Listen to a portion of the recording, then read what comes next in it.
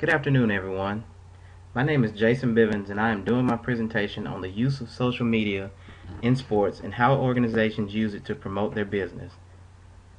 I have always been an avid sports fan, and I love knowing how things work behind the scenes. This project has given me a chance to look at a different aspect of sports that not many people really stop to think about. You'll have to excuse my voice because I am a little under the weather. There's definitely big money at stake for each of these leagues and their individual franchises. The money that these leagues rake in only continues to grow with each passing season. One of the first questions I wanted to address was who are the major players in sports? The leagues that you see pictured are the five major North American sporting leagues. The NFL is far and away the king of all sports in North America, and as you will see, this is reflected in the amount of revenue that they have been bringing in. Around our part of the world, the NCAA and college football is king.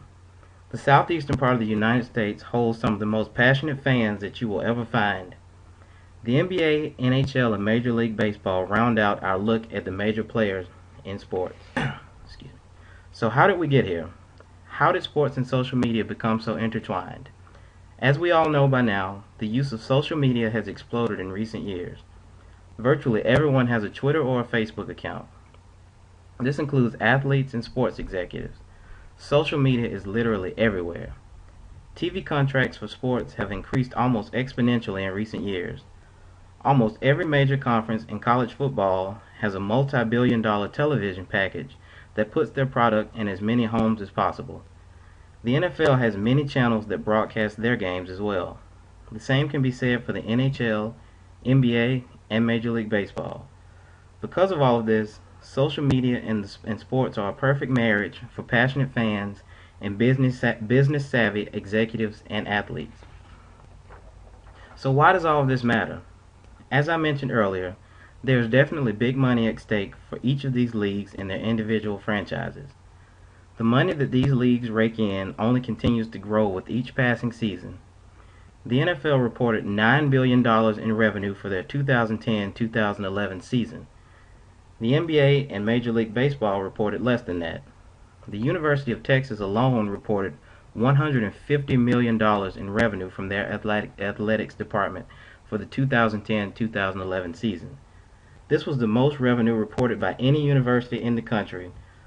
With so much money at stake, it is easy to see why leveraging the power of social media is so important. Social media allows sports organizations to have direct access to their fans like never before. It also gives the teams a way to freely and quickly promote themselves and the things that they are doing. Social media allows fans to feel like they are part of their favorite teams with all of the up-to-the-minute updates and analysis that they receive. Following your favorite team's Twitter or Facebook page is a great way to get information about the team before anyone else does. Fans now have unprecedented access to the people in the front offices of their favorite teams, as well as to the athletes. This isn't always a good thing, but that's another story for another day. I'm going to briefly touch on a few graphs and examples of the marriage between sports and social media. The graph on this slide gives us some interesting stats on Major League Baseball and how social media affects ticket sales. This graph shows that there is a direct correlation between Twitter mentions and fan attendance at games. The Boston Red Sox and the New York Yankees have the most mentions on Twitter, and they rank 4th and 7th respectively in fan attendance among 30 teams. Conversely, the Oakland A's have the least mentions of all Major League Baseball teams, and they rank 29th in fan attendance. The graph on the right side shows us that 70% of teams consistently promote tickets on their Twitter feeds, and 30% even give away tickets via their Twitter accounts. This graph shows who the top 5 social media teams are in the NBA and the teams that are growing the fastest on Twitter and Facebook. This graph also shows which teams have the most conversation going on about them and which clubs have the highest level of fan engagement. This is the Twitter page of Indianapolis Colts owner and CEO Jim Irsay. He is one of the most prolific tweeters in sports. He keeps fans abreast of all things going on with the Colts. He often gives away prize packs to fans. He holds contests for fans to win tickets, money, Colts merchandise, and other things. Along with the Dallas Mavericks owner Mark Cuban, he is one of the most outspoken and accessible owners in professional sports. The Colts are worth an estimated $1.6 billion. Irsay has leveraged Twitter into free promotion for his billion-dollar team. Oregon's Quack Cave is what is shown here. This is college football's first social command center. This command center is located under the Ducks' Autzen Stadium, which houses the football team. In their 2011-2012 budget, Oregon Athletics reported revenue of over $88 million. The football program alone was responsible for over $20 million of this revenue. College football has become more profitable now than ever before. It is constantly a battle between the haves and the have-nots.